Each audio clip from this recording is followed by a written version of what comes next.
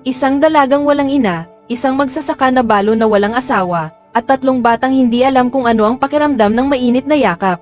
Nang bumaba si Aurelia mula sa diip dala ang isang maliit na maleta at pusong puno ng takot, ang inaasahan lang niya ay magkayod ng sahig at sumunod sa mga utos. Ngunit ang natagpuan niya sa balkonahe ng bahay kubo na iyon ay isang bagay na hindi kayang isulat ng kahit anong kontrata. Isang lalaking pagod ang mga mata na karga ang 2 sanggol na hindi tumitigil sa pag-iyak, at isang 5 taong gulang na bata na hindi na nagsalita mula nang mawala ang kanyang ina. Sumumpa siya sa sarili na hindi siya magpapaka-emosyonal. Sumumpa siya na trabaho lang ito, ngunit may mga pangako na hindi kayang panindigan ng puso. Bago tayo magpatuloy, mag-subscribe sa channel at mag-iwan ng komento kung saang bayan ka nanonood. Ang iyong suporta ay tumutulong sa amin na magpatuloy sa pagkukwento ng mga istoryang nakakataba ng puso na nagpapakita na ang tunay na pag-ibig ay dumarating sa oras na hindi natin inaasahan. Noong huling bahagi ng ika-19 na siglo, sa mga liblib na lalawigan ng Pilipinas, ang mga ganitong kwento ay karaniwan. Tumigil ang diip sa isang matigas na paghinto, at ang katahimikang sumunod ay napakalalim kaya narinig ni Aurelia ang tibok ng sarili niyang puso. Tumingin siya sa harap at nakita ang nakabukas na bakod na kahoy, ang daan na gawa sa lupa na tumatawid sa malawak na bakuran, at sa dulo ay ang malaking bahay na bato na may mahabang balkonahe. Ang araw sa dapit hapon ay nagbato ng kulay kahel na liwanag sa lahat ng bagay at sa isang saglit, ang buong lupain ay mukhang isang painting. Maganda mula sa malayo, gaya ng madalas na itsura ng mga malulungkot na bagay. Hinigpitan ni Aurelia ang hawak sa kanyang maliit at gasgas na maletang katad. Wala roon ang mga damit pamasok, dahil nakasaad sa kontrata, na ang uniforme ay ibibigay na ng sakahan. Nasa loob lamang niyon ang mga bagay na pagmamay-ari ng kanyang kaluluwa.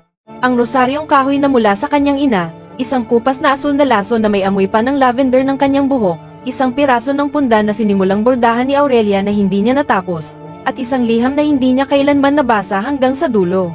Ang driver ay bumaba ng walang kibo, dumura sa lupa, at itinuro ang bahay gamit ang kanyang baba.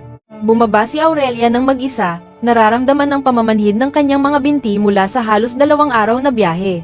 Siya ay 23 taong gulang, ngunit ang hapong iyon ay pakiramdam niya ay pasan niya ang bigat ng buong buhay. Galing siya sa isang baryo na napakaliit kaya hindi man lang ito makita sa mapa. Anak ng isang tahimik na karpintero na hindi kailanman nalaman kung ano ang gagawin sa isang batang babae matapos mamatay ang kanyang asawa. Si Aurelia ay 12 taong gulang nang makuha ng kanyang ina ang lagnat na kumitil sa kalahati ng mga bahay sa baryo. At siya, isang batang may maliliit na kamay, ang gumugol ng 7 gabi para palitan ang basang bimpo sa noo nito, habang ang kanyang ama ay nananatiling nakatulala sa pintuan ng silid, hindi kayang pumasok. Namatay ang ina sa isang gabi ng Miyerkules, at dala ni Aurelia habang buhay ang katiyakan na kung gumawa pa siya ng higit pa, kahit ano, marahil ay hindi ito nangyari. Ang pagsisising iyon ay isang bato sa ilalim ng kanyang dibdib na natutunan niyang dalhin ng tahimik. Nang tumapak siya sa bakuran, ang unang napansin niya ay ang mga tunog. Hindi ito tunog ng isang buhay na bahay. Walang halakhakan ng mga bata, walang kalansing ng mga sandok, walang awitan ng mga naglalaba. May isang mahina at tuloy-tuloy na pag-iyak na nanggagaling sa loob ng bahay, iyak ng sanggol na pagod na ngunit patuloy pa rin dahil hindi alam ang ibang paraan. At mayroon ding katahimikan ng isang bagay na dapat ay maingay ngunit hindi, na mauunawaan lang niya sa paglipas ng panahon. Umakyat si Aurelia sa 3 baitang ng balkonahe at doon niya ito nakita sa unang pagkakataon. Si Tancredo de Rinaldi ay nakasandal sa haligi ng pinto na may kargang isang sanggol sa bawat braso. Ang 2 lalaki na ilang buwan pa lang ay namumula na sa kakaiyak, nakabuka ang bibig, nakakuyom ang mga kamao. Hawak sila ni Tancredo ng mahigpit, ngunit may pagkakangatog ng taong natuto dahil sa desperasyon, hindi dahil sa nakagawian. Siya ay 38 taong gulang, ang mukha ay sunog sa araw, may balbas na hindi ahit, at may 2 matang kayumangging maitim na mukhang hindi nakatulog sa loob ng ilang buwan. Nakasuot siya ng gusot na kamisa dentro at nakabukas na barong, gaya ng taong nagbihis ng madalian. Noon napansin ni Aurelia ang pangatlo. Nakaupo sa sahig ng balkonahe, nakasandal ang likod sa pader, ay isang batang lalaki na mga 5 taong gulang. May magulo at maitim na buhok, ang tuhod ay madumi sa lupa, at ang mga matang mas matanda kaysa sa dapat taglayin ng isang bata. Tinitigan niya si Aurelia nang may nakakatakot na atensyon, hindi kumukurap, hindi ngumingiti, hindi nagsasalita. Para bang sinusuri niya kung ang babaeng ito ay isa na namang taong darating at mawawala rin. Tumingin si Tancredo at nagtagpo ang kanilang paningin. Hindi siya nagsabi ng magandang hapon, hindi siya nagsabi ng maligayang pagdating. Ang sinabi niya ay simple at direkta, halos isang pakiusap ng tulong na binalat kayuan bilang utos. Ang mga damit pamasok ay nasa huling silid. Unang pasilyo sa kaliwa. Huling pinto. Ang kusina ay kailangan ng tao mula pa kahapon. Tumango si Aurelia, umiwas ng tingin, at pumasok sa bahay. Habang naglalakad sa tabi nila at sa mga umiiyak na sanggol, naamoy niya ang gatas na mapait, mga basang tela, at abo ng dapog.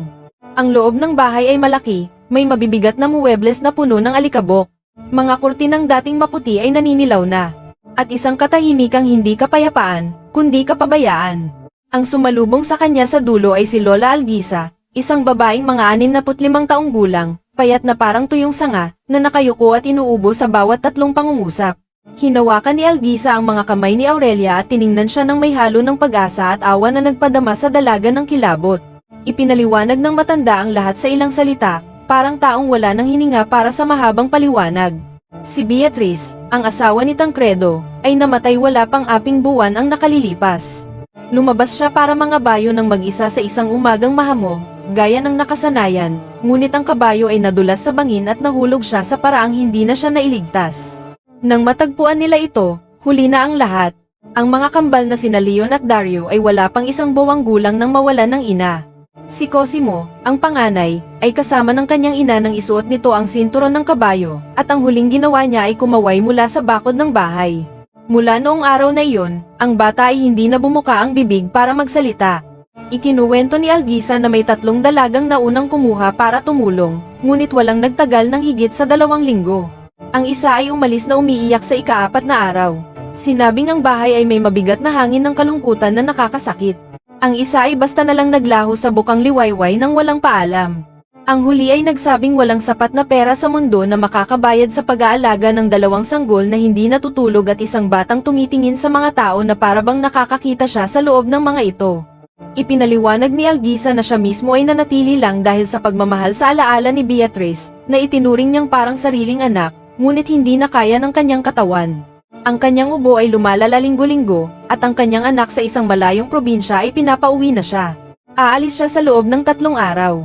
Pagkatapos niyon, si Aurelia na lang ang maiiwan kasama si Tancredo at ang mga bata. Nakikinig lang si Aurelia ng tahimik. Inilapag niya ang maliit na maleta sa maliit na kama ng silid na magiging kanya at isinuot ang maitim na uniforme na nakatiklop sa upuan. Tiningnan niya ang sarili sa salamin na nakasabit sa dingding at halos hindi niya nakilala ang sarili. Doon sa loob, sa mga damit na hindi sa kanya, sa bahay na amoy lamay, maaari siyang maging sino at marahil iyon ang kailangan niya. Maging walang sino man, tanging mga kamay na nagtatrabaho. Ang kusina, ang pinakatapat na larawan, ng nangyari sa pamilyang iyon. Ang kalan na kahoy ay patay na sa loob ng 1 araw. May mga pinggang nakatambak sa sulok, mga kalderong may nanigas na sebo, isang timba ng gatas na naging keso na sa katagalan, at sa sahig ay may tilamsik ng harinang mais na walang kumuha. Ipinataas ni Aurelia ang kanyang manggas at nagsimula sa basic.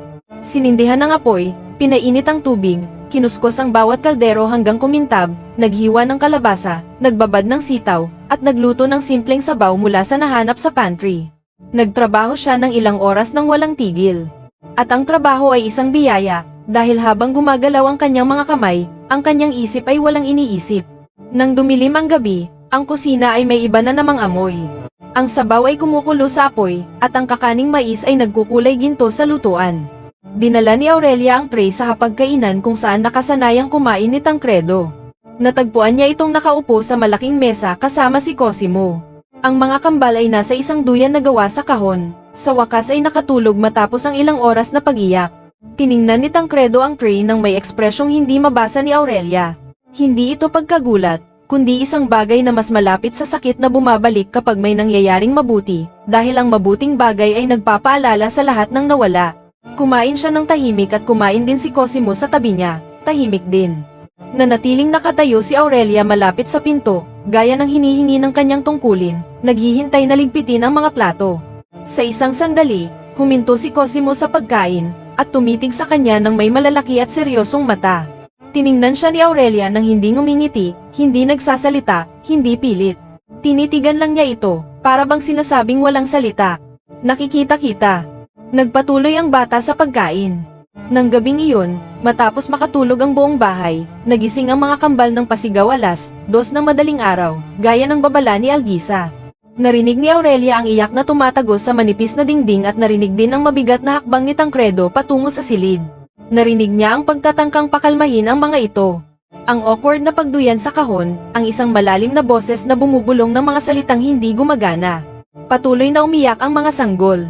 Nakahiga lang siya sa kama ng nakadilat, ang kanyang mga kamay ay mahigpit na nakahawak sa kumot. Ang kontrata ay nagsasabing ang kanyang oras ay mula alas 5 ng umaga hanggang alas 6 ng gabi. Alas 2 ng madaling araw iyon. Hindi iyon tungkulin niya. Inulit niya ito sa sarili ng 3 beses. Sa ika-4, nakatayo na siya at naglalakad sa madilim na pasilyo, nakayapak sa malamig na sahig. Huminto siya sa pinto ng silid ng mga kambal at nakita si Tancredo na nakaupo sa sahig sa gitna ng 2 kahon, isang sanggol sa bawat braso, ang mukha ay wasak sa pagod.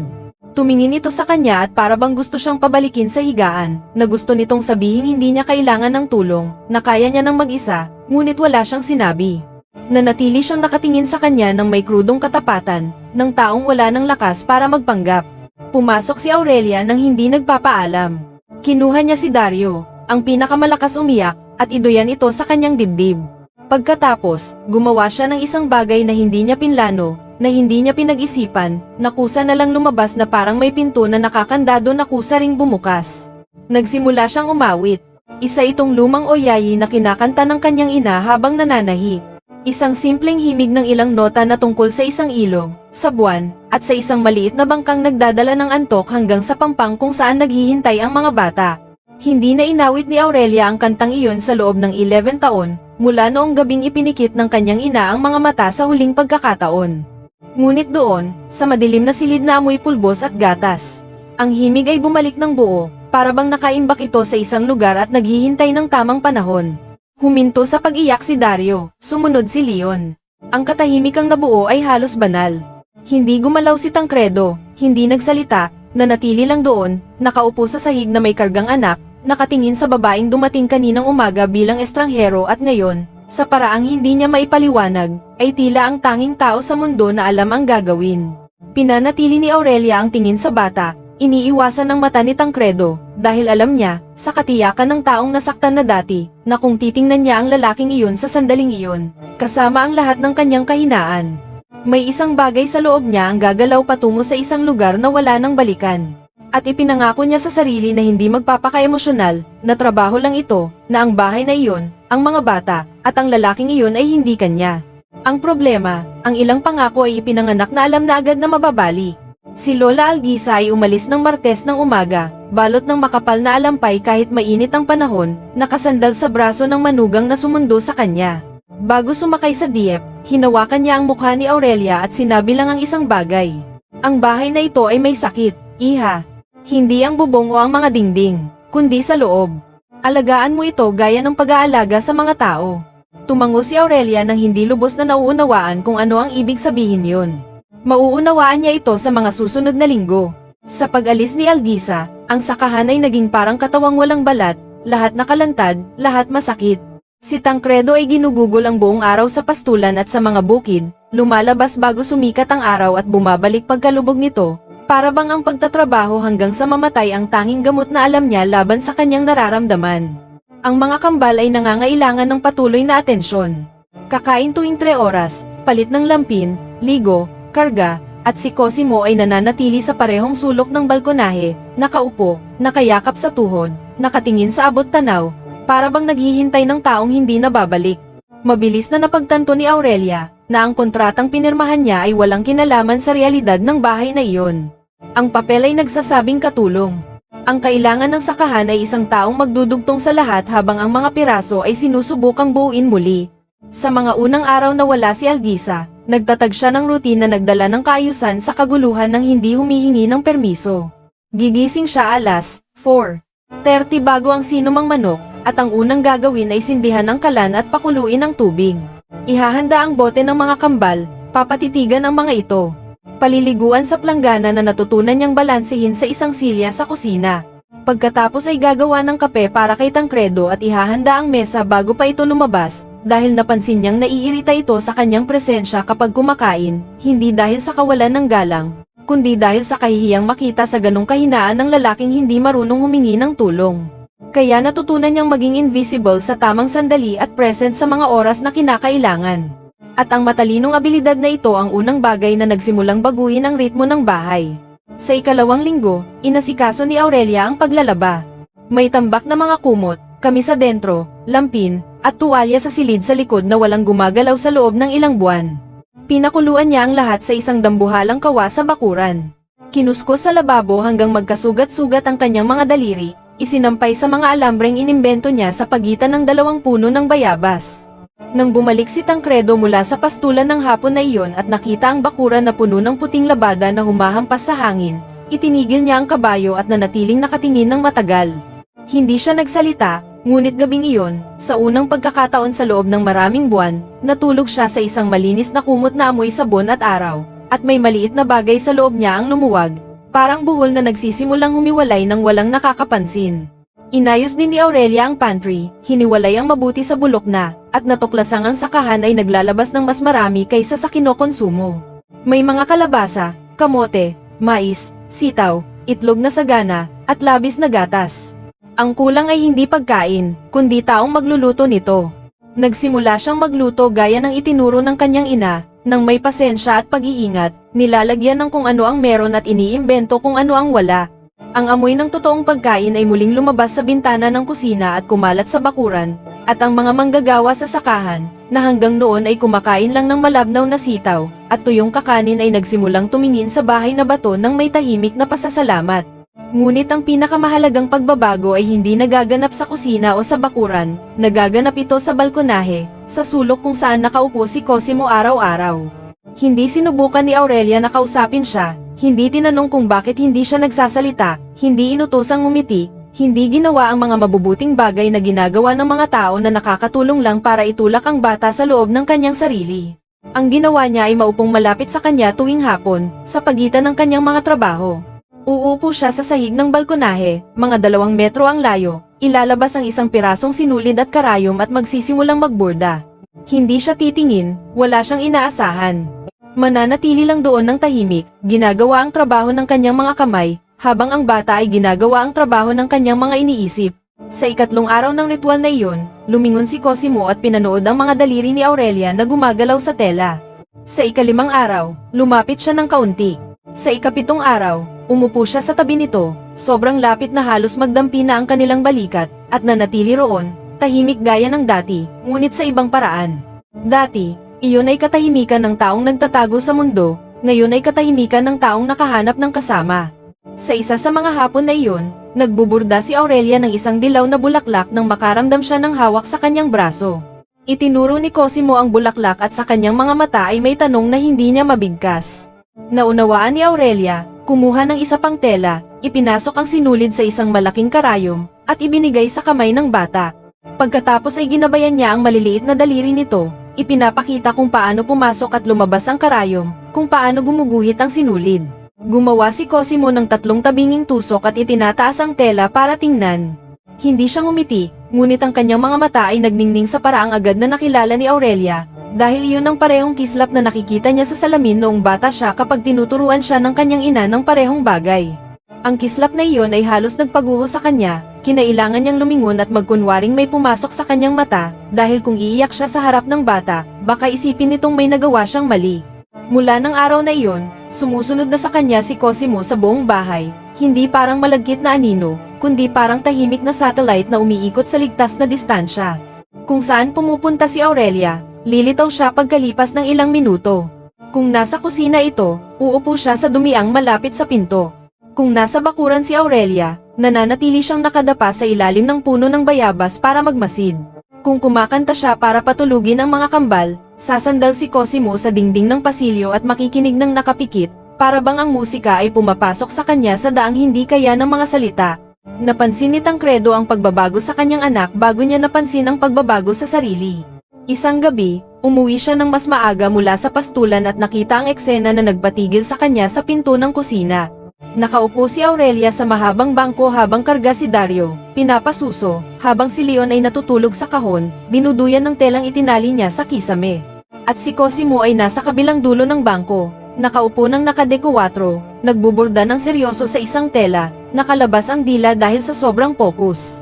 Ang eksena ay napakasimple na nakakasakit dahil mukha itong pamilya at alam ni Tancredo na hindi, na ang babaeng iyon ay katulong na sumusunod sa kontrata, na nandoon dahil binabayaran siya, na ang itsura ng tahanang iyon ay ilusyon na binuo sa pangangailangan at obligasyon. Ngunit kahit alam niya ang lahat ng ito, hindi niya naiwasan ang kaisipang dumaan sa kanyang isip gaya ng kidlat sa maaliwalas na langit. Matagal na noong huling mukhang ganito ang bahay.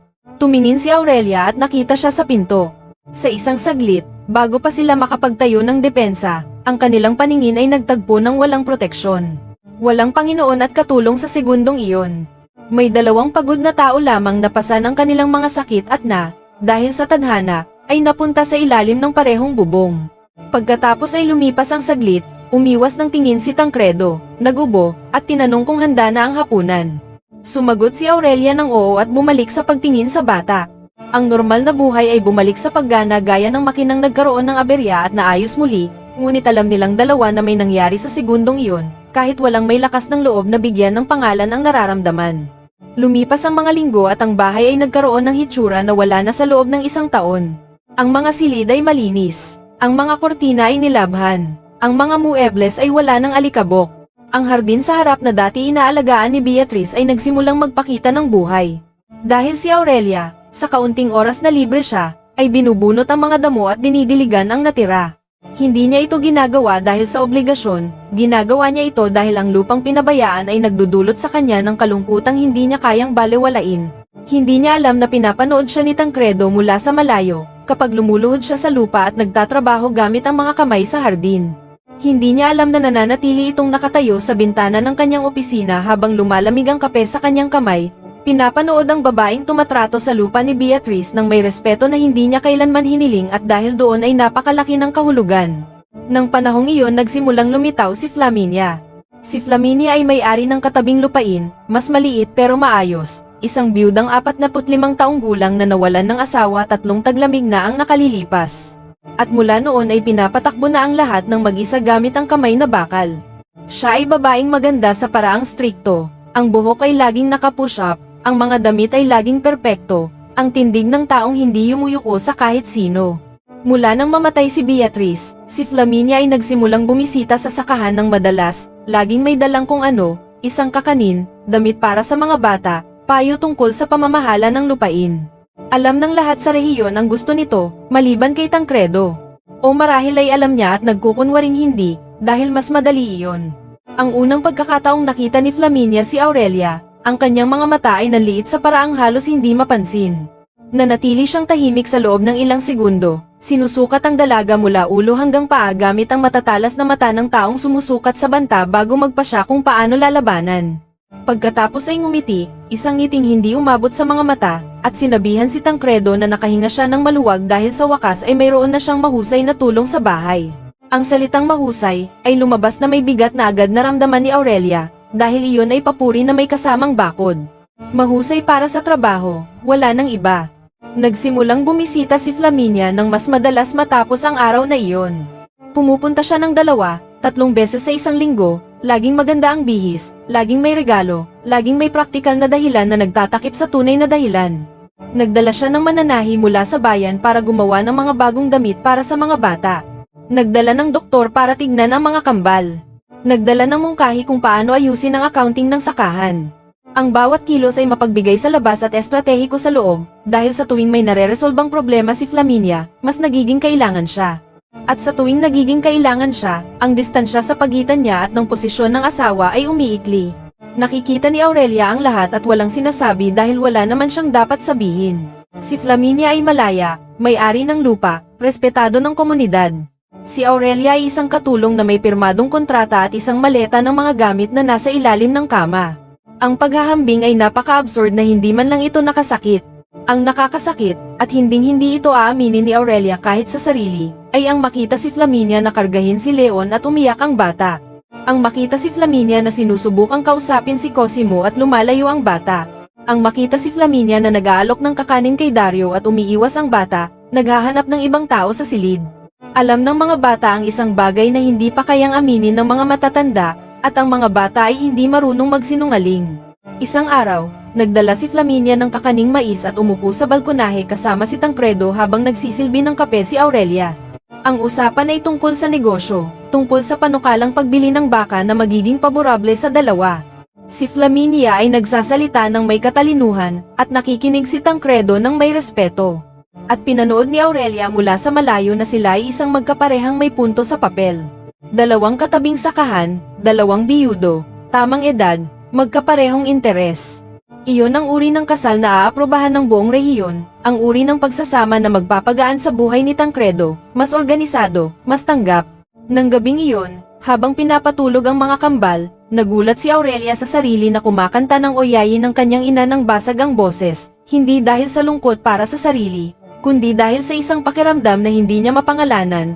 Isang uri ng paghihintay sa pagkawala, gaya ng kapag tumitingin ka sa isang magandang bagay at nararamdaman mo na ang pangungulila kahit hindi pa ito nawawala. Noon nangyari ang maliit na bagay na nagpabago sa lahat.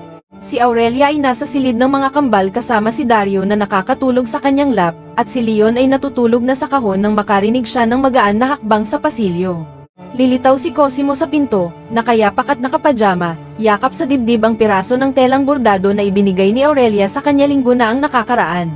Nanatili lang siyang nakatayo roon at tumingin ng may malalaking mata at naunawaan ni Aurelia na may gusto ito, ngunit hindi alam kung paano hihilingin dahil buwan na ang nakalipas na wala na itong hinihingi sa kahit sino. Nagbigay siya ng espasyo sa bangko sa tabi niya, nang walang sinasabing anuman, at lumapit ang bata, umakyat at sumandal sa kanya, ang ulo ay nakapatong sa kanyang braso. Patuloy na umugong si Aurelia sa mahinang boses, ngayon ay para sa tatlo. Ipinikit ni Cosimo ang kanyang mga mata. Naramdaman niya ang maliit na katawan nito na bumibigat habang dumarating ang antok. At noon, sa estadong iyon sa pagitan ng pagtulog at paggising, kung saan bumibigay ang mga depensa at lumalabas ang katotohanan, binuka ni Cosimo ang kanyang labi at nagsabi ng isang salita, isang maliit na salita, paos dahil sa matagal na hindi paggamit. Marupok gaya ng isang ibon na sumusubok lumipad sa unang pagkakataon matapos ang bali na pakpak. Hindi siya nagsabing ina, ang sinabi niya ay, manatili.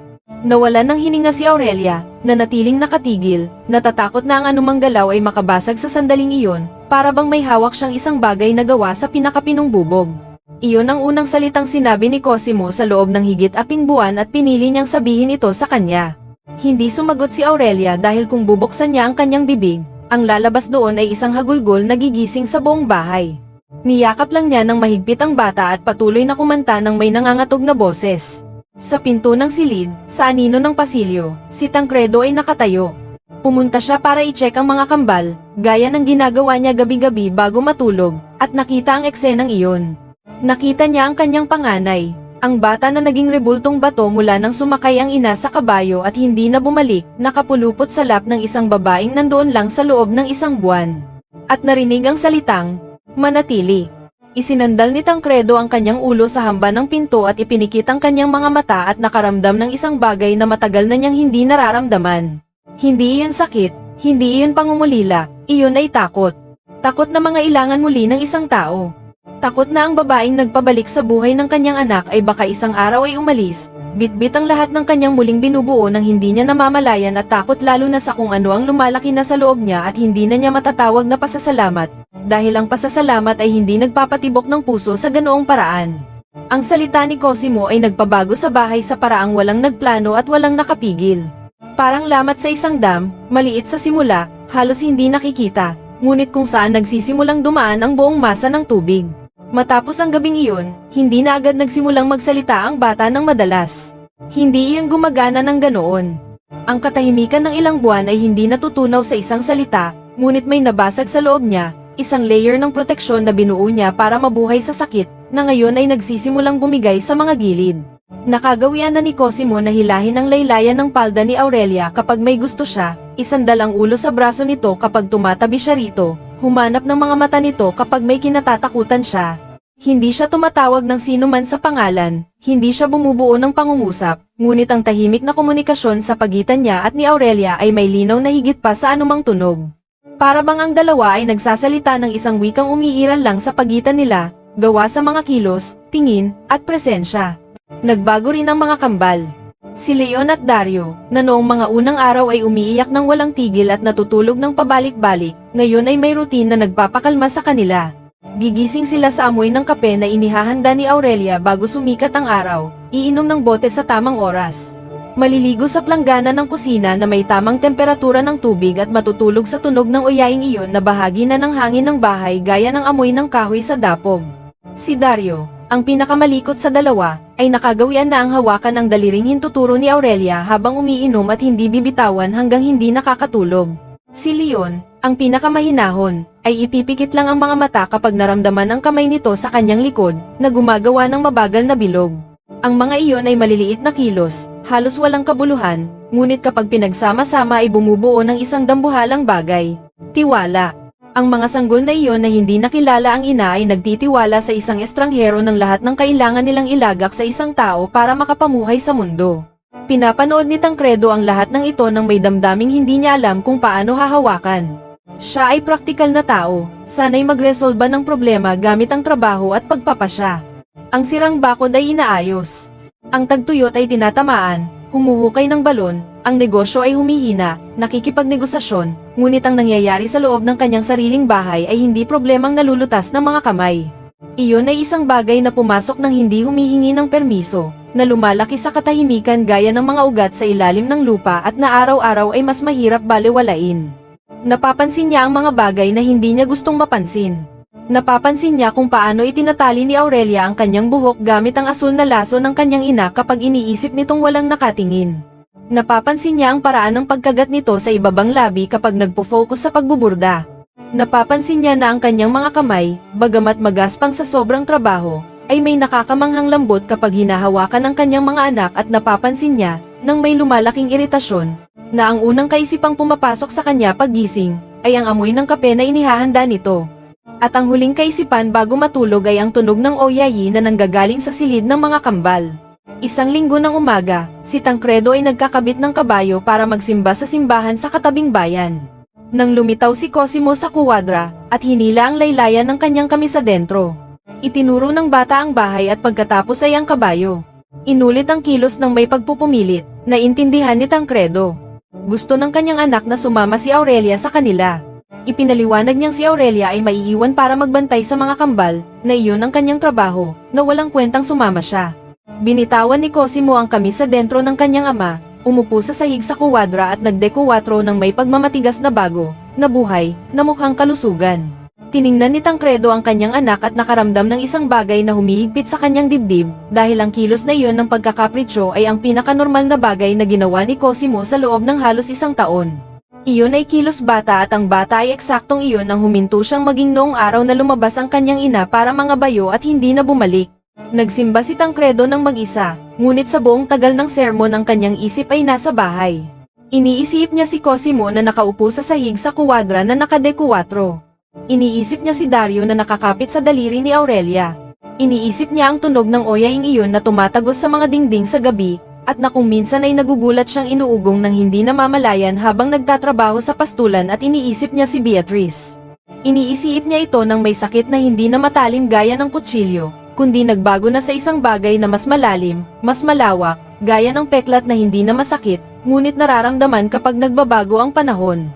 Mahal niya si Beatrice ng totoo at nawala ito sa paraang napakabilis, napakawalang kwenta, na sa mahabang panahon ng buong mundo ay nagmukhang malupit na biro ng isang bagay na nagbibigay at kumukuha ng walang paalam.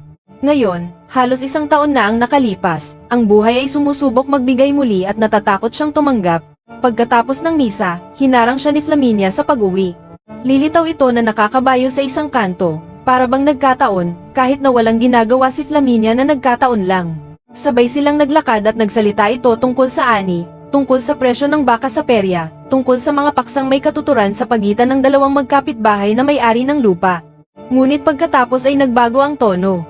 Sinabi ni Flaminia na nakarinig siya ng mga komento sa bayan tungkol sa katulong ni Tancredo. Sinabi niyang sinasabi ng mga tao na ang dalaga ay nag-install na sa bahay na para bang siya ang may-ari, na natutulog malapit sa mga silid ng pamilya, na tinatrato ang kanyang mga anak na para bang sa kanya ang mga ito. Sinabi niyang ang ganitong uri ng chismis ay maaaring makasira sa reputasyon ng isang seryosong lalaki. Sinabi niya ang lahat ng ito nang may tono ng tunay na pag-aalala, ng taong nagbabalita lang ng naririnig ng walang mali siya. Ngunit bawat salita ay butong itinanim ng may surgical precision. Nakinig si Tancredo ng tahimik at nakakuyumang panga, at sumagot lang na si Aurelia ay ginagawa ang trabahong inasahan sa kanya at hindi siya interesado sa komento ng mga tao.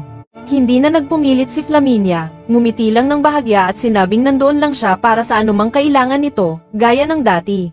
Pagkatapos ay pinihit ang kabayo at tumungo sa kanyang lupain, hinahayaan ang lason na dahan-dahang gawin ang trabaho nito. Ngunit hindi lang nilason ni Flaminia si Tancredo. Sa mga susunod na araw, ikinalat niya sa bayan at sa mga katabing sakahan ang isang bersyon ng kwento na totoo sa mga pangyayari ngunit baluktot sa intensyon. Ikinuwento niyang ang katulong, bata at maganda, ay natutulog sa bahay na bato, na ang mga anak ng magsasaka ay napalapit sa kanya ng nakakabahala, na pinapayagan ni Tancredo ang mga intimasya na hindi nararapat sa pagitan ng Panginoon at katulong. Wala siyang inimbento, binigyan lang niya ng liwanag ang bawat pangyayari na nagmumukhang marumi ang lahat. Isang kapitbahay na nagpapasuso pa ang nakabalita nito at ikinuwento sa labandera ng katabing sakahan. Ikinuwento ng labandera sa kanyang asawa. Ang asawa ay nagsalita tungkol dito sa sari-sari store sa bayan at sa ganoong paraan, gaya ng apoy na tumatakbo sa tuyong damo, ang kwento ay lumaki at nadagdagan ng mga detalyeng hindi kailanman nag-exist. Sa loob ng 2 linggo, ang bersyong kumakalat ay ang seduksyon ni Aurelia sa biyudo, na ginagamit niya ang mga bata bilang dahilan para lumapit dito at na panahon na lang ang hinihintay bago niya angkinin ang buong sakahan. Si Padre Anselmo ay lumitaw isang Miyerkules nang walang paalam, nakasakay sa isang payat na asno at may ekspresyon ng taong nagdadala ng hindi kanais-nais na tungkulin. Siya ay lalaking nasa edad 60, maliit at tuyot, may mga kamay na nangangatog sa katandaan, ngunit may boses na pinupuno pa rin ang simbahan tuwing linggo. Hindi siya masama sa kanyang kalikasan, ngunit kabilang siya sa isang henerasyon at pananaw sa mundo kung saan ang bawat tao ay may takdang lugar. At ang paglabas sa lugar na iyon ay gulo, at ang gulo ay kasalanan. Natagpuan niya si Tancredo sa loob ng bakod at dumiretso sa punto, gaya ng nakasanayan niya. Sinabi niyang nababahala ang komunidad. Sinabi niyang ang isang biyudong magsasaka na nakatira sa ilalim ng parehong bubong ng isang dalagang walang asawa, walang relasyon at walang superbisyon, ay isang sitwasyong lumilikha ng iskandalo.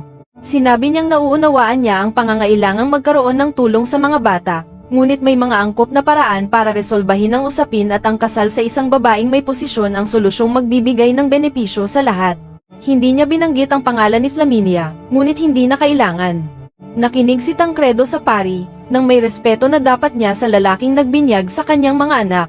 Sinabi lang niya na iisipan niya ito at inalok ng kape na tinanggihan ng pari. Nang umalis na ang relihiyoso, nanatiling nakatayo si Tancredo sa bakod ng matagal, nakatingin sa lupa nang walang nakikita. Hindi galit ang nararamdaman niya. Iyon ay bigat ng pressure na nanggagaling sa bawat panig at humihigpit eksakto sa punto kung saan siya pinaka-vulnerable. Ang pagdududa kung ano ang tama.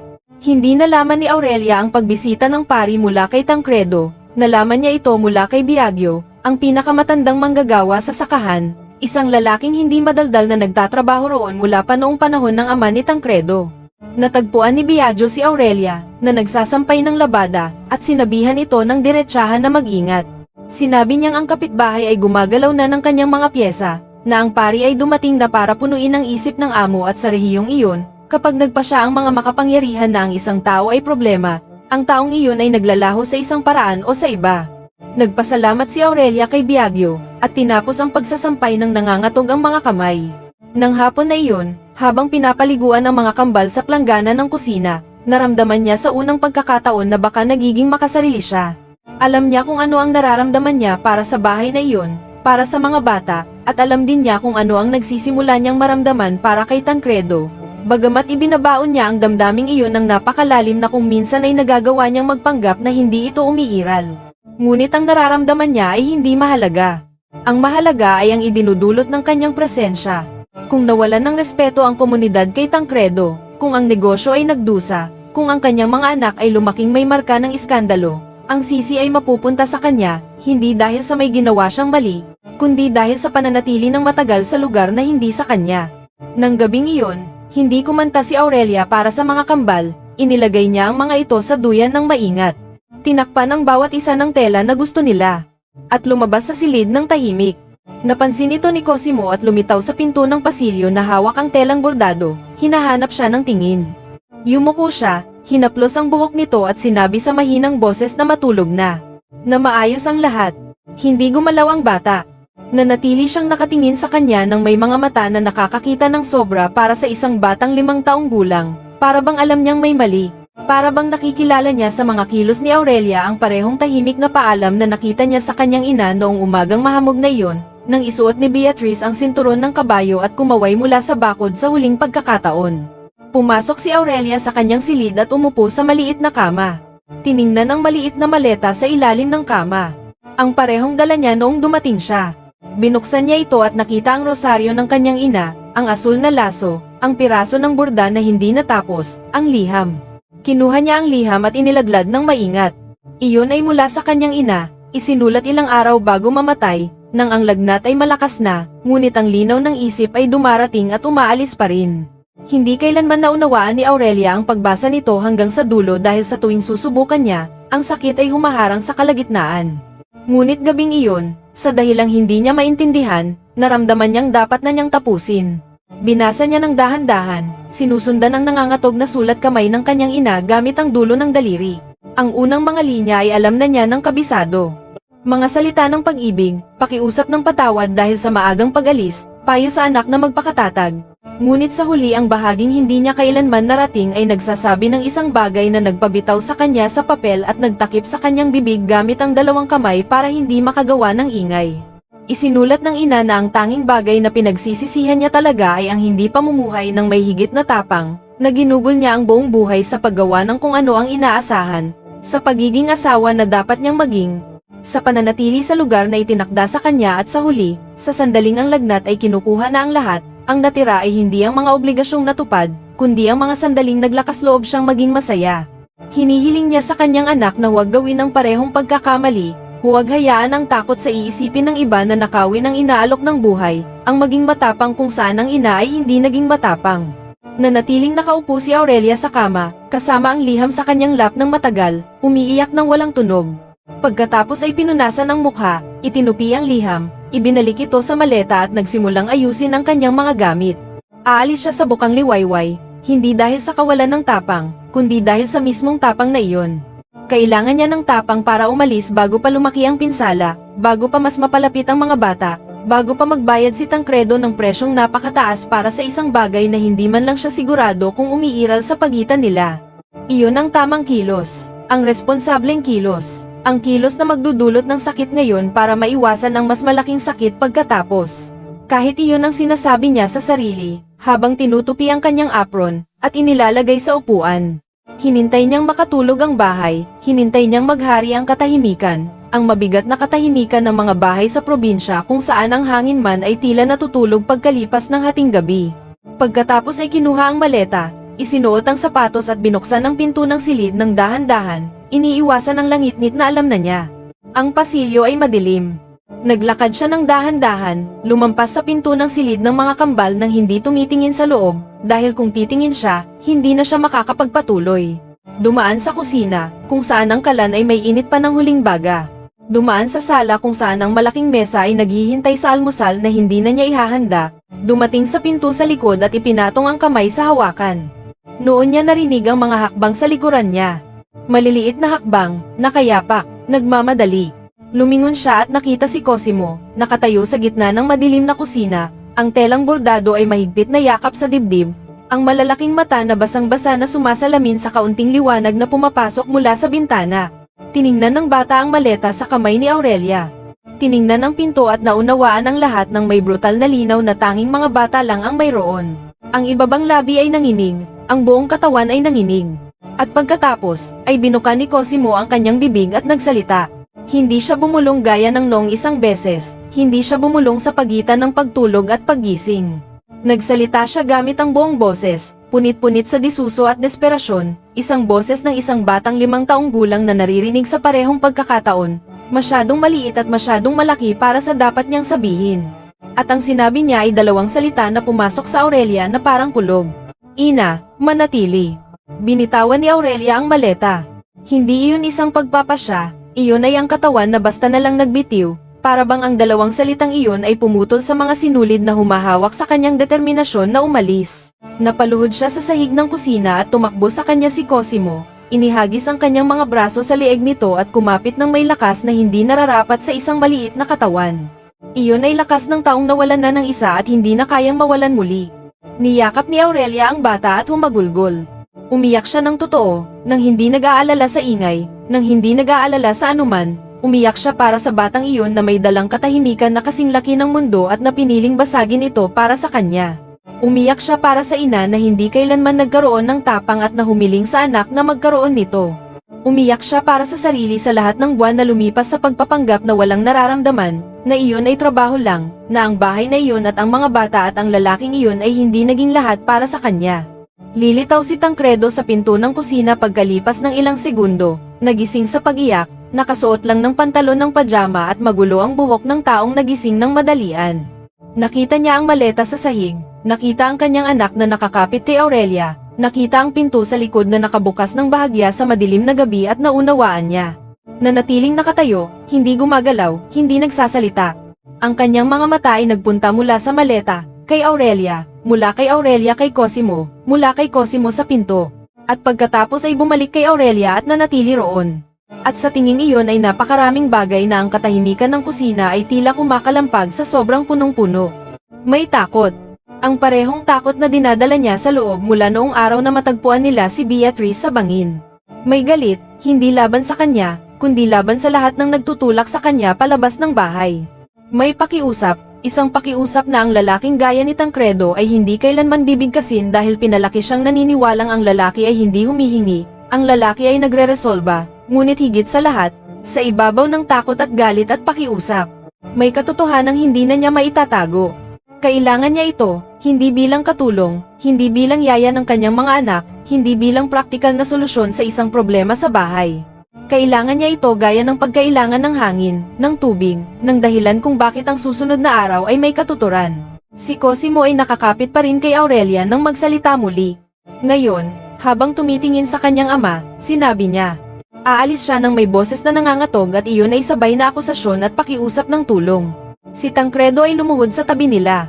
Nanatili silang tatlo sa sahig ng madilim na kusina at walang nagsalita ng matagal sa oras na maaaring 1 minuto o 1 oras. Ang mga kambal, para bang nararamdaman nilang may nangyayaring mahalaga, ay nanatiling tahimik sa katabing silid. Ang buong bahay ay tila nagpipigil ng hininga. Pagkatapos ay ginawa ni Tancredo ang isang bagay na hindi niya kailanman ginawa. Pinunasan niya ang luha nito sa pisngi gamit ang kanyang hinlalaki at sinabi sa boses na napakababa na halos bulong na lang, hindi ka aalis. Hindi iyon utos ng isang Panginoon, hindi iyon pakiusap ng isang lalaking nangangailangan, iyon ay krudong katotohanan ng taong sumusuko na sa kanyang nararamdaman.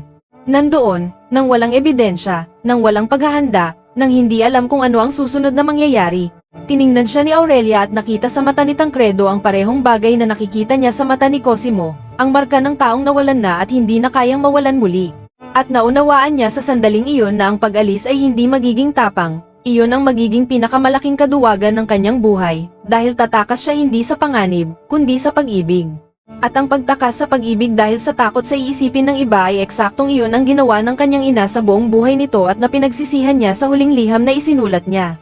Hindi sumagot si Aurelia gamit ang mga salita, kinuha ang maleta sa sahig, binuksan ito, inilabas ang rosaryo ng ina at isinabit sa pako sa tabi ng kalan, kung saan mananatili ito mula ngayon. Iyon ay simpleng kilos. Ngunit nagsabi ng lahat. Nakita ni Cosimo at naunawaan, dahil ang mga bata ay nauunawaan ang mga kilos ng mas mabuti kaysa sa mga diskurso. Binitawan ang leeg ni Aurelia, tiningnan ang rosaryong nakasabit, at pagkatapos ay ang ama, at sa unang pagkakataon sa loob ng halos 1 taon, ang mukha ng batang iyon ay gumalaw sa paraang mukhang ngiti. Hindi iyon buong ngiti, iyon lang ang simula, gaya ng unang berdeng usbong na lumilitaw sa lupa matapos ang sunog, ngunit iyon ay totoo. Nakita ni Tancredo ang halos ngiti ng kanyang anak at naramdamang nagbabaga ang kanyang mga mata. Tumayo siya mula sa sahig, kinuha si Cosimo sa kanyang braso at gamit ang isa pa ay tinulungan si Aurelia na tumayo at nanatili silang tatlo na nakatayo sa madilim na kusina, habang sa labas ang gabi ay nagbibigay daan sa mga unang guhit ng liwanag sa abot tanaw. Walang nakakaalam kung ano ang darating, walang may plano, walang may katiyakan sa anuman, maliban sa isang bagay. Ang bahay na iyon, na napakawala sa loob ng mahabang panahon, ay wala ng espasyo para sa kalungkutan. Ang umagang dumating matapos ang gabing iyon ay nagdala ng ibang araw. Hindi na mas malakas o mas maganda sa iba, ngunit naramdaman ito ni Aurelia sa ibang paraan nang buksan niya ang bintana ng kusina at hayaang pumasok ang liwanag. Marahil dahil sa unang pagkakataon mula nang dumating siya sa sakahang iyon, Hindi siya nandoon para lang sumunod sa kontrata. Nandoon siya dahil pinili niyang manatili, at ang pagkakaibang ito na hindi nakikita sa labas ay nagbabago sa lahat sa loob. Sinindihan ng kalan, pinakuluan ng tubig, inihanda ang mga bote at nagsimula ng kape gaya ng ginagawa niya araw-araw. Ngunit nang lumitaw si Tancredo sa kusina, nang mas maaga sa karaniwan, ang dalawa ay nagtinginan sa bagong paraan. Walang pagkahiya. May uri ng tahimik na kasunduan na nabuo sa sahig ng kusinang iyon ilang oras ang nakalipas, nang sinabi niyang, hindi ka aalis. At isinabit niya ang rosaryo ng ina sa pako sa tabi ng kalan. Umupo si Tancredo sa mesa, uminom ng kape ng dahan-dahan at bago lumabas para sa pastulan ay huminto sa pinto at nanatili ng ilang saglit na nakatalikod sa kanya, para bang may gustong sabihin at pinipili ang mga salita. Ngunit wala siyang sinabi. Kinalampag lang niya ng bahagya ang kanyang mga daliri sa hamba ng pinto at lumabas. Naunawaan ni Aurelia na ang kilos na iyon ay may kahulugang hindi pa niya alam kung paano sabihin. Sa mga sumunod na araw, ang sakahan ay patuloy na gumana gaya ng dati, ngunit may underground na agos na naramdaman ng lahat nang hindi man lang ito pinag-uusapan. Si Biagyo, ang matandang manggagawa, ay tiningnan si Aurelia ng may respeto na dati ay wala, para bang ang gabi kung kailan halos umalis na siya at pagkatapos ay nanatili ay nagpatunay ng isang bagay na kailangan niyang makita. Ang dalawang labandera na pumupunta mula sa bayan ng 3 beses sa isang linggo ay nagbubulungan sa isa't isa, ngunit hindi dahil sa masama, kundi dahil sa kuryosidad ng taong sumasaksi sa isang kwentong nagaganap at gustong malaman ang wakas. Maging ang mga kabayo ay mukhang mas kalmado sa kuwadra, bagamat ito ay marahil walang kinalaman sa anuman. Ang may kinalaman ay si Cosimo. Ang bata na dumaan sa aliwang buwan na walang imik, ngayon ay nagsasalita na. Hindi madalas, hindi sa lahat at hindi tungkol sa kahit ano, ngunit nagsasalita siya, nagsasabing tubig kapag nauuhaw, nagsasabing nandoon kapag may gustong ipakita, nagsasabing hindi kapag sinusubukan ni Aurelia na suklayan ang kanyang buhok, na isang magulong-gulo, at nagsasabing ina ng may naturalidad na pumupunit sa hangin ng bahay sa bawat pagkakataon. Dahil walang nakakaalam kung paano mag-react sa isang katotohanang sinabi ng may ganoong kasimpleng kilos ng isang taong kasing liit nito. Ang unang pagkakataong sinabi ni Cosimo na ina sa harap ng ibang tao ay isang umaga na si Flaminia ay bumibisita. Ang kapitbahay ay dumating na may dalang isang sako ng harina bilang regalo at isang pag-aaral ng ngiti sa kanyang mga labi. Umupo siya sa balkonahe kasama si Tancredo para talakayin ang usapin ng hangganan sa pagitan ng dalawang lupain. Dumaan si Aurelia sa balkonahe bitbit ang mga kambal para sa paliligo sa araw na bahagi ng routine sa umaga at tumakbo si Cosimo sa likod niya na sumisigaw. Ina, sandali, gusto ko ring sumama. Gamit ang paos na boses na muli niyang natututunang gamitin. Ang katahimikang bumagsak sa balkonahe ay napakakapal na tila may bigat. Si Flaminia ay nanatiling may tasang kape na nakabitin sa hangin, sa kalahati ng daan mula sa bibig. Ang mga mata ay nakapako sa bata na tumatakbo sa likod ng katulong, tinatawag itong ina na para bang iyon ang pinakanatural na bagay sa mundo. Hindi tumingin si Tancredo kay Flaminia, tiningnan niya ang kanyang anak na tumatakbo kay Aurelia, tiningnan si Aurelia na yumuyuko para hawakan ang kamay ni Cosimo. Tiningnan niya ang mga kambal na tumatawa sa karga nito ng may matabang tawa ng sanggol, na iyon ang pinakatapat na tunog na umiiral, at hindi siya nakaramdam ng kahihiyan. Hindi siya nakaramdam ng pangangailangang magpaliwanag. Nakaramdam lang siya ng katiyakan na nag-install sa dibdib na parang isang bagay na solid at hindi natitinag. Ibinaba ni Flaminia ang tasa ng may kontroladong kilos at sinabing iyon ang dahilan kung bakit dapat na resolbahin ang sitwasyon bago pa lumaki ang mga bata na nag-iisip na ang isang katulong ay bahagi ng pamilya. Ang mga salita ay sinabi ng may tono ng payo, ngunit narinig ni Tancredo kung ano ang mga ito talaga. Isang ultimatum na binalat kayuan bilang pag-aalala. Hindi siya sumagot agad. Hinayaan niyang ubusin ni Flaminia ang kape.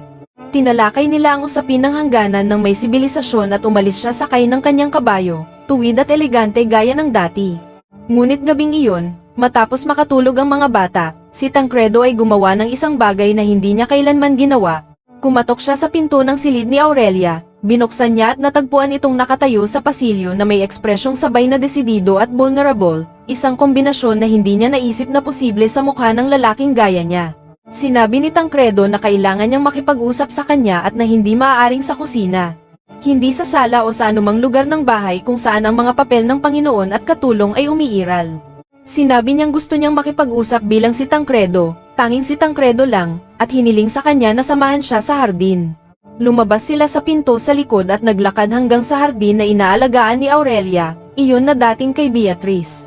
Ang gabi ay maliwanag sa mga bituin at ang hangin ay amoy basang lupa dahil umulan noong hapon. Umupo sila sa bangkong kahoy sa ilalim ng puno ng jujube at nanatiling tahimik si Tancredo ng saglit, pinagsasama sa loob ng sarili ang mga salitang dapat lumabas sa tamang pagkakasunod-sunod. Pagkatapos ay nagsimulang magsalita ng dahan-dahan gaya ng taong naglalakad sa daang hindi niya alam. Sinabi niyang noong mamatay si Beatrice, inisip niyang natapos na ang mundo at ang natira na lang ay ang maghintay na lumipas ang panahon hanggang sa matapos din siya. Sinabi niyang inalagaan niya ang sakahan dahil sa obligasyon, na pinakain niya ang kanyang mga anak dahil sa tungkulin, ngunit sa loob ay bakante gaya ng katawan ng puno na mukhang solid sa labas, ngunit sa loob ay puro bakante lang. Sinabi niyang kinuha niya si Aurelia na umaasang may maglalaba lang ng mga damit at magluluto ng kakainin at noong una ay iyon lang ang naging papel nito, ngunit sa isang puntong hindi niya matukoy ng tama, huminto ito sa pagiging katulong at naging dahilan kung bakit ang bahay ay muling nagmukhang bahay.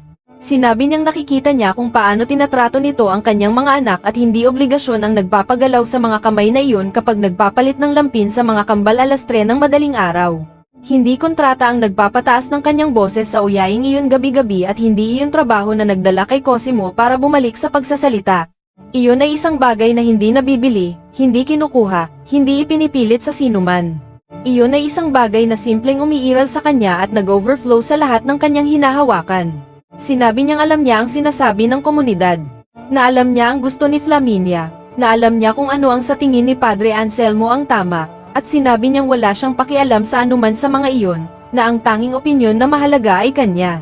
Nakinig si Aurelia sa lahat habang nakatingin sa sariling mga kamay na nakapatong sa kanyang tuhod at nangangatog ng bahagya. Nang huminto si Tancredo sa pagsasalita, ang katahimikan sa pagitan ng dalawa ay punong-puno ng mga bagay na hindi nabigkas na tila nanginginig. Tumingin siya at tiningnan ito. At ang sinabi niya ay hindi iyon ang plano niyang sabihin. Hindi iyon ang prudent at sensableng sagot na inuutos ng rasyonal na bahagi ng kanyang ulo. Ang sinabi niya ay nanggaling sa isang lugar na mas malalim, mas totoo, mas matanda. Sinabi niyang ang gabi na halos umalis na siya, nang buksan niya ang maleta para ayusin ang kanyang mga gamit, nakahanap siya ng liham mula sa kanyang ina na hindi niya kailanman naunawaan na basahin hanggang dulo. Sinabi niyang isinulat ng ina sa mga huling araw ng buhay nito na pinagsisisihan niyang hindi namuhay ng may higit na tapang, na ginugol niya ang buhay sa pagsunod, sa pag-a-adjust, sa paggawa ng kung ano ang inaasahan at nasa huling sandali ang natira ay ang pagsisisi na hindi pinili ang hiningi ng puso. Sinabi niya, na dinala niya ang sisi ng pagkamatay ng ina sa loob ng 11 taon, iniisip na kung gumawa pa siya ng higit pa. Kung nagpalit pa siya ng mas maraming dimpo, kung nanalangin siya ng mas malakas, marahil ang lagnat ay mawawala.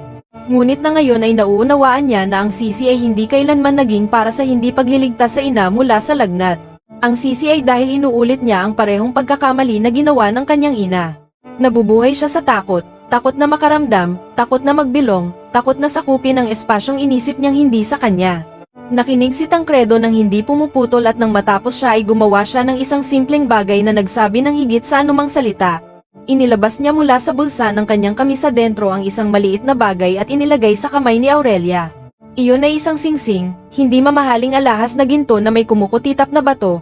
Iyon ay singsing na pilak na may ukit, simple at gasgas, na may maliit na disenyo ng mga dahon na nakaukit sa ibabaw. Ipinaliwanag ni Tancredo na iyon ay pag-aari ng kanyang lola, isang babae na nanggaling din sa ibaba, na hinusgahan din dahil sa hindi pagbilong sa mundo na kanyang kinabilangan, at nananatili rin noong sinasabi ng lahat na umalis na siya. Sinabi niyang hindi niya hinihiling kay Aurelia na maging si Beatrice, dahil si Beatrice ay naging natatangi at ang nararamdaman niya para sa kanya ay naging totoo at hindi dapat palitan o kalimutan. Sinabi niyang hinihiling niya kay Aurelia na maging Aurelia doon kasama niya, kasama ang mga bata, hindi bilang katulong, hindi bilang substitute, kundi bilang sarili niyang buo, kasama ang kanyang oyayi at mga kamay na artisano, at ang kanyang tahimik na tapang na muling nagbuo ng isang pamilya nang walang sino mang humihiling. Tiningnan ni Aurelia ang singsing sa palad ng kanyang kamay at naramdaman ang bigat nito. Hindi ang bigat ng pilak, kundi ang bigat ng kahulugan nito. Isinara niya ang mga daliri sa singsing at isinandal sa dibdib at ang kilos ang naging sagot na hinihintay ni Tancredo. Ang balita ay kumalat sa rehiyon ng may nakasanayang bilis. Hindi naghintay si Tancredo na malaman ito ng iba mula sa mga tsismis. Kinabukasan ay isinuot niya ang sinturon ng kabayo at dumiretso sa bayan.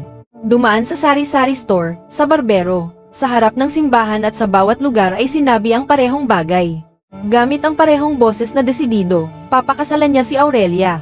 Hindi humingi ng opinyon, hindi humingi ng basbas, hindi humingi ng permiso. Ipinabatid niya, gaya ng pagpapabatid na ang ulan ay darating. O na ang araw ay sisikat, dahil para sa kanya ay may parehong hindi maiiwasang mga bagay na simpleng umiiral. Ang reaksyon ay ang inaasahan. Mga mukhang nagulat, mga bibig na nakabukas, mga bulong na nagiging usapan ng malakas agad na tumalikod siya. Sa sari-sari store, sinabi ng may-ari sa isang customer na ang magsasaka ay tuluyan ng nawala sa sarili. Sa barbero, inilingan siya ng barbero na nagsasabing ang dalaga ay tuso, at nilaro ng mabuti ang kanyang mga baraha. Sa harap ng simbahan, isang bigota ang nag-sign of the cross, at bumulong na iyon na ang katapusan ng mundo. Narinig ni Tancredo ang lahat at hindi binago ang hakbang. Umuwi sa bahay, bumaba sa kabayo at natagpuan si Aurelia sa kusina na tumingin sa kanya nang may tanong sa mga mata. Siya ay tumango lang ng bahagya para sabihin. Nagawa na at umupo sa mesa para sa almusal. Bumalik si Flaminia kinabukasan. Dumating nang wala ang nakasanayang ngiti, walang regalo, walang sorry. Bumaba sa kabayo nang may naninigas na kilos at natagpuan si Tancredo sa bakuran. Hindi humingi na pumasok, ayaw ng kape, nanatiling nakatayo sa harap niya at sinabi, gamit ang boses na nangangatog hindi sa lungkot, kundi sa nasaktang dangal, na gumagawa siya ng pinakamalaking pagkakamali sa kanyang buhay. Sinabi niyang kilala niya ang mga lalaking gaya nito at nakapag lumipas na ang ilusyon at nakita ang sarili na kasal sa isang babaeng walang pinagmulan, walang pangalan, walang maiaalok kundi mga kamay na magasgas, ang pagsisisi ay magiging napakapait. Sinabi niyang siya, si Flaminia, ay kayang ibigay ang lahat. Isang kasamang kapantay niya, lupang pinagsama, respeto ng komunidad, solidong kinabukasan para sa mga anak. Ngunit pinili nitong ipagpalit ang lahat ng ito para sa isang pakikipagsapalaran sa katulong at ang mga konsekwensya ay mapupunta sa kanya. Nakinig si Tancredo ng tahimik, at nang sumagot siya, ang kanyang boses ay walang galit o sama ng loob. Mayroon lamang kalmado na nanggagaling sa taong nakagawa na ng pagpapasya at hindi nababalik. Sinabi niyang nanghihinayang siya kung nasaktan si Flaminia, na kinikilala niya ang pagiging mapagbigay na ipinakita nito sa mga nakaraang buwan at na palagi niya itong rerespetuhin bilang kapitbahay at bilang tao. Ngunit sinabing hindi niya matatanggap ang hindi niya nararamdaman at na ang pagpilit sa kasal ng walang pag-ibig ay magiging kawalan ng katarungan laban sa kanya at laban sa mga anak, na lalaki sa isang bahay na walang katotohanan. Sinabi niyang si Aurelia ay hindi nag-aalok ng lupa, ni pangalan o posisyon. Nag-aalok siya ng isang bagay na hindi niya nahanap sa kahit sinong tao mula nang umalis si Beatrice. Ang pakiramdam na nasa bahay. Nanatiling nakatayo si Flaminia ng matagal na sandali, nakasara ang mga labi, tuyo ang mga mata ng taong hindi pinapayagang umiyak sa harap ng kahit sino. Pagkatapos ay sumakay sa kabayo, itinayo ang kanyang likod at umalis nang hindi lumingon. At bagamat hindi na siya kailanman bumalik para bisitahin ang sakahan ng may parehong dalas, hindi na siya gumawa ng anuman para saktan ang mga ito pagkatapos ng araw na iyon. Marahil dahil sa ilalim, sa likod ng dangal at ambisyon ay mayroon din sa kanya ang kakayahang kilalanin kung kailan ang isang laban ay talo na laban sa isang bagay na mas malaki kaysa sa estratiya. Si Padre Anselmo ay mas mahirap. Nang hanapin siya ni Tancredo para hilinging idaos ang kasal sa simbahan sa bayan, tumanggi ang matandang pari ng may paninindigan. Sinabi niyang hindi niya mababasbasan ang isang pagsasamang walang respeto sa natural na kaayusan, nalilikha ng iskandalo sa komunidad at magsisilbing masamang halimbawa para sa mga kabataan. Hindi nagpumilit si Tancredo, hindi nagmakaawa, hindi nakipagtalo, hindi sinubukang kumbinsihin siya, nagpasalamat lang para sa oras ng pari at sinabing hahanap siya ng ibang paraan. Si Biagio, ang matandang manggagawa ang nagdala ng solusyon. May kilala siyang pari mula sa isang malayo na parokya, isang lalaking nagngangalang Padre Celestino, na may reputasyon na tumatanggap ng mga bagay na tinatanggihan ng ibang pari, hindi dahil sa kawalan ng pananampalataya, kundi dahil sa sobrang dami nito. Isang pari na naniniwalang ang Diyos ay hindi naglalagay ng mga tao sa magkakaibang istante at na ang pag-ibig, kapag totoo, ay dumarating na may basbas bago pa man ang anumang seremonya. Dumating si Padre Celestino sa sakahan isang Sabado ng umaga sakay ng isang pagod na mula na may tagpi-tagping sutana at malawak ng ngiti ng taong payapa sa mundo. Tiningnan ang bahay, tiningnan ang hardin na inaalagaan ni Aurelia, tiningnan si Cosimo na naglalaro sa bakuran gamit ang isang manika na tela, tiningnan ang mga kambal na nagkikislap sa balkonahe na nakakapit sa isa't isa at sinabing ang isang bahay na may ganong karaming buhay ay hindi nangangailangan ng pag-aproba ng sinumang tao. Ang kasal ay idinaos kinabukasan sa hardin na naging kay Beatrice, at na muling binuhay ni Aurelia. Walang mga imbitasyong nakalimbag, walang importadong damit, walang listahan ng kasal. Si Aurelia ay nakasuot ng puting damit na gawa sa cotton na tinahi niya ng mag-isa sa mga nakaraang gabi na may simpleng burda sa mga manggas na ginawa niya gamit ang parehong karayom na ginamit niya para turuan si Cosimo. Sa buhok, ang kupas na asul na laso ng kanyang ina. Sa leeg, ang rosaryo na may mga butil na kahoy. Si Tancredo ay nakasuot ng kanyang pinakamagandang kamisa dentro, at nag-ahit ng balbas sa unang pagkakataon sa loob ng ilang buwan. At nang makita siya ni Aurelia na naghihintay sa kanya sa hardin, halos hindi niya siya nakilala. Hindi dahil siya ay iba sa labas, kundi dahil ang kanyang mukha ay nawalan ng bigat ng lungkot na dala-dala niya mula ng araw na siya ay dumating. Ang mga kambal ay nanatiling karga ni Biagio, na may hawak na isa sa bawat braso gamit ang abilidad ng taong nagpalaki na ng mga anak at apo. Ang mga labandera ay dumating nang hindi inimbitahan at nanatili sa likod, pinupunasan ang kanilang mga mata gamit ang laylayan ng kanilang apron. Dalawang magsasaka ang nagtanggal ng sombrero at nanatiling nakatayo sa tabi ng bakod ng may magalang na katahimikan. At si Cosimo ay lumagay sa pagitan ng dalawa. Hawak ang kamay ng ama gamit ang isa at ang kamay ni Aurelia gamit ang isa pa, gaya ng isang maliit na buhay na tulay sa pagitan ng lalaking nawalan ng asawa at ng babaeng nakahanap ng pamilya. Si Padre Celestino ay nagdaos ng maikling seremonya ng walang karangyaan. Hindi nagsalita tungkol sa pagsunod, o tungkol sa tungkuling mag-asawa, o tungkol sa mga hierarkiya. Nagsalita tungkol sa tapang. Sinabi niyang ang pinakabanal na kasal ay hindi ang pinakamayaman, ni ang pinakamaganda, ni ang pinakaaprobado ng lipunan. Iyon ang isinisilang mula sa desisyon ng dalawang tao na magsama nang sabihin ng lahat sa paligid na maghiwalay na. Sinabi niyang ang Diyos ay hindi naninirahan sa mga templong bato ng mga importanteng tao, kundi sa mga kusinang kung saan ang isang tao ay gumigising sa bukang liwayway para magpainit ng gatas para sa isang batang hindi sa kanya. Sa mga balkonahe kung saan ang isang bata ay pumupunit ng katahimikan ng ilang buwan dahil nakahanap siya ng taong karapat-dapat na makinig sa kanyang boses. Sa mga hardin, kung saan ang mga magaspang na kamay ay nag-aalaga ng mga bulaklak na itinanim ng ibang babae. Sinabi niyang ang pag-ibig na nakikita niya sa sakahang iyon ay hindi nangangailangan ng kanyang basbas para umiral. Umiiral na ito bago pa siya dumating, ngunit kung ang kanyang basbas ay may silbi sa anuman, ibibigay niya ito ng may kagalakan. Nang sabihin ni Padre Celestino na maaari na silang maghalikan, itinaas ni Cosimo ang kanyang mga mata at nanatiling nakatingin sa kanila ng may focus na atensyon, para bang isinasaulo ang bawat detalye ng sandaling iyon para itago sa isang ligtas na lugar kung saan walang sino mang makakakuha. Tiningnan ni Tancredo si Aurelia, at nakita sa kanyang mga mata ang parehong bagay na nakikita niya sa mata ng kanyang mga anak, ang hinaharap. Hinalikan niya ito ng bahagya, isang simpleng halik na hindi kailangang maging higit pa sa kung ano ito, dahil ang lahat ng mahalaga ay naipahayag na sa mga buwan ng mga oyai, ng mga tahimik na pagsasama, ng mga kamay na nagtatagpo sa dilim ng mga pasilyo nang walang nakakakita. Pinili ni Dario ang eksaktong sandali na iyon para pumutok sa isang matinis na tawa sa braso ni Biagio at lahat ay tumawa. At ang tawang iyon ng isang sanggol sa gitna ng isang seremonya ng kasal ang pinakaperpektong bagay na maaaring mangyari, dahil pinaalala nito sa lahat na ang buhay ay hindi humihingi ng permiso para maging masaya. Ang piyesta ay isang mesa na puno sa bakuran, na may pinakamabuti na maiaalok ng sakahan. Sitaw, inihaw na baboy, kakaning mais, minatamis na gatas, matapang na kape. Ang mga manggagawa ay kumain kasama si Tancredo at Aurelia sa parehong mesa, nang walang pagkakaiba. At kung may dumaan na kapitbahay at nakita ang eksenang iyon, siya ay magugulat o maaanting. Sa paglubog ng araw, nang ang mga bisita ay umalis na at ang bahay ay nanatiling tahimik, si Aurelia ay umupo sa balkonahe kasama si Leon na nakatulog sa kanyang lap at si Dario na naglalaro sa mga daliri ng kanyang paa. Si Cosimo ay nakaupo sa tabi niya, nagbuburda ng parehong tela na sinimulan niya ilang linggo na ang nakakaraan at na ngayon ay may mga bulaklak, dahon at isang tabinging araw sa sulok na sinasabi niyang dilaw, ngunit mukhang mas kulay kahel. Si Tancredo ay lumabas ng bahay at umupo sa kabilang panig. At sa sandali ay nanatili silang lima na nakatingin sa paglubog ng araw na nagpipinta sa langit ng pula at ginto. Walang nagsalita dahil kung minsan ang katahimikan ang pinakakumpletong paraan para sabihing maayos ang lahat. Inisip ni Aurelia ang kanyang ina. Inisip ang liham na sa wakas ay natapos na niyang basahin hanggang dulo.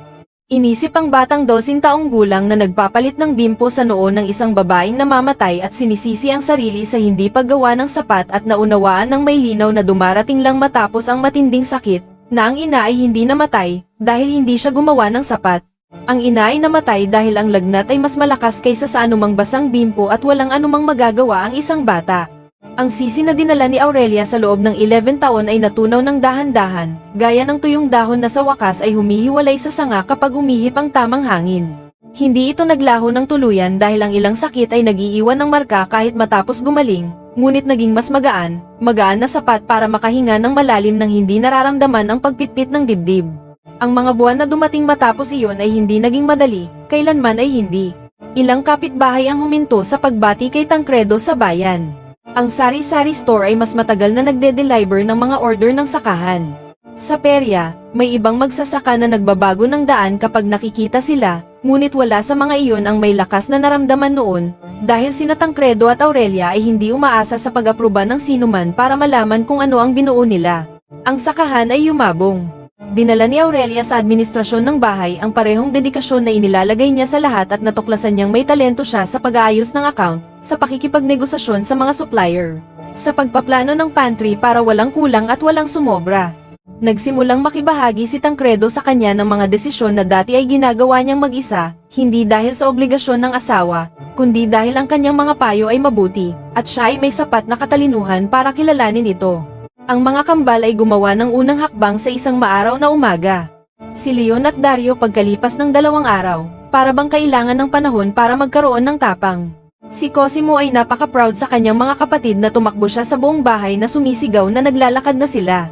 At iyon ang unang pagkakataon na may nakarinig sa kanya na sumigaw mula nang mawala ang kanyang ina.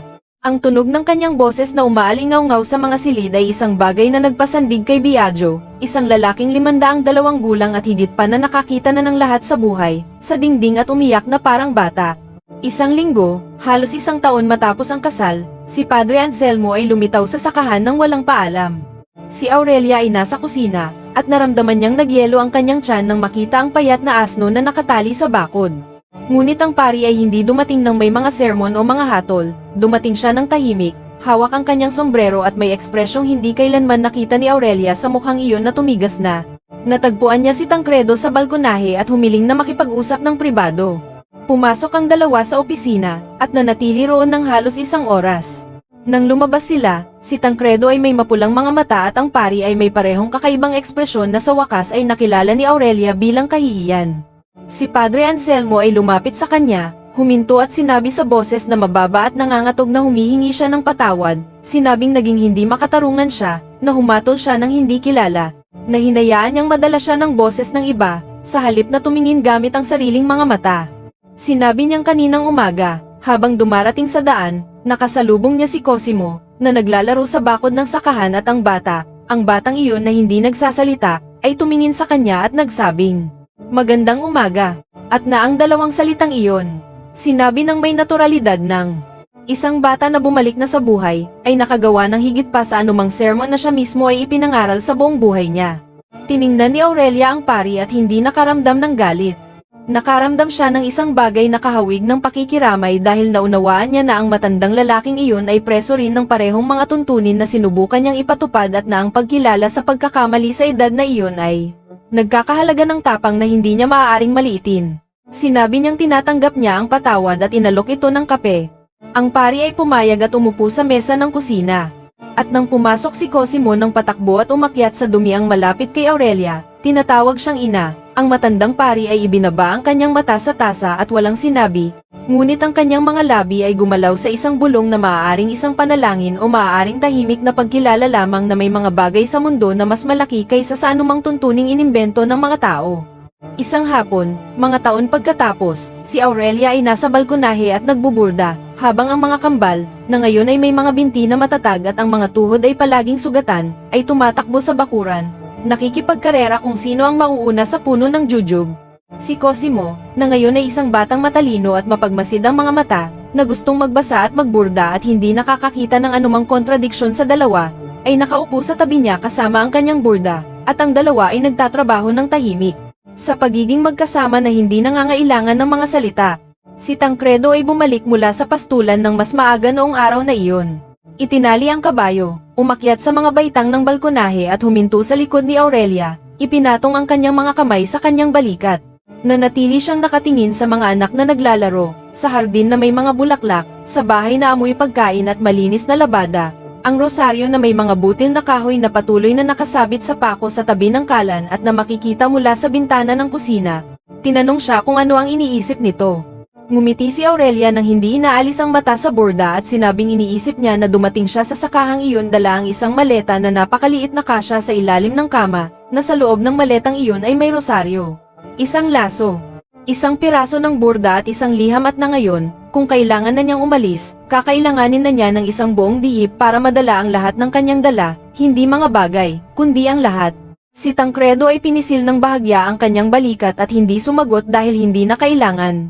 Inangat ni Cosimo ang kanyang mata mula sa borda, tiningnan ang ama, at si Aurelia at bumalik sa kanyang trabaho nang may bahagyang ngiti sa gilid ng kanyang labi. Ang parehong ngiti na isinilang noong gabi na isinabit ni Aurelia ang rosaryo sa pako at na mula noon ay dahan-dahang lumaki, gaya ng paglaki ng lahat ng itinanim ng may pag-iingat at diniligan ng may pasensya. Mula sa bakuran, ang boses ni Leon ay sumigaw na siya ang unang nakarating, at ang boses ni Dario ay sumigaw na iyon ay kasinungalingan at ang diskusyon ay napakakaraniwan, napakapang-araw-araw.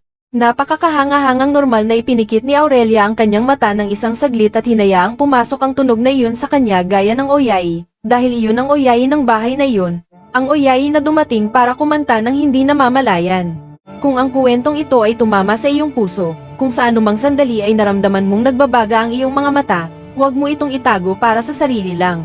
Mag-subscribe sa channel, ibahagi ito sa isang taong kailangang maniwala na ang buhay ay nagtatago pa rin ng magagandang sorpresa at sabihin sa amin sa mga komento kung ano ang sandaling pinakaantig sa iyo.